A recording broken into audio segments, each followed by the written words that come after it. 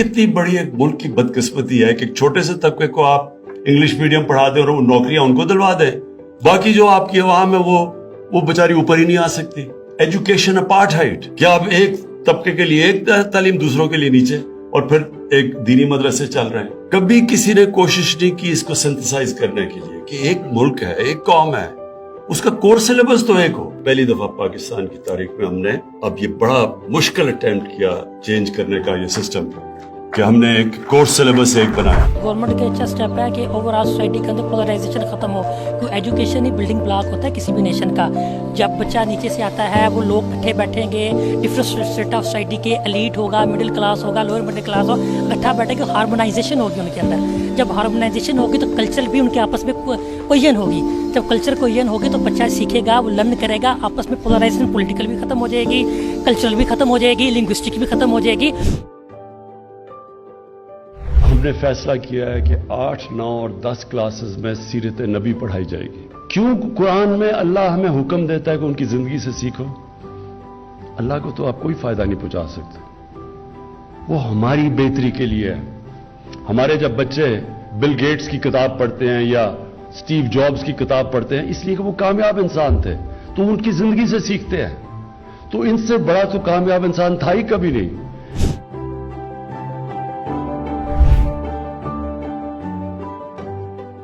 एहसास वज़ाइफ प्रोग्राम का इजरा हो गया है। प्रोग्राम के तहत गरीब घरानों को होनहार तलबा को 24 अरब रुपए के वज़ाइफ दिए जाएंगे।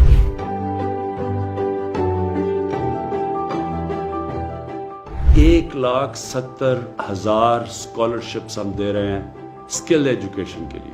इसमें से 50,000 ऐसी स्कॉलरशिप्स हैं जो हाई एंड स्किल है, मसलन जो लेटेस्ट टेक्नोलॉजीज है, जिस तरह आर्टिफिशियल इंटेलिजेंस है, बिग डेटा है। ये वो चीजें आ रही हैं जो कि आप ये समझ लें कि 6-6 महीने के कोर्सेज के बाद आपको वो नौकरियां मिलेंगी जो कि आप सोच भी नहीं सकते।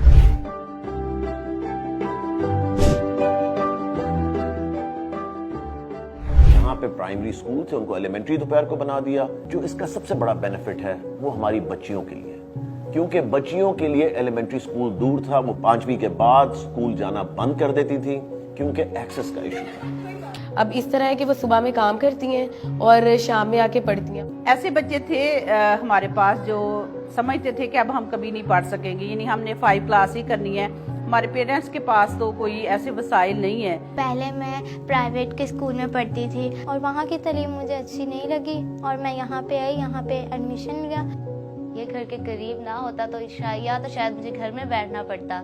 मौजूदा स्कूल्स के वसाइल और इंतजामी ढांचे को बरूए कार लाते हुए पहले मरहले में 7,008 प्राइमरी स्कूलों को एलिमेंट्री की सतह पर अपग्रेड किया, जिसके जरिए बच्चों तक मयारी तालीम की फराहमी के साथ साथ 250 अरब रुपए से जायद की बचत मुमकिन हुई। पहले मरहले में अपग्रेड किए जाने वाले 7,008 स्कूलों में करीबन 2 लाख बच्चे ज़ेर तालीम हैं।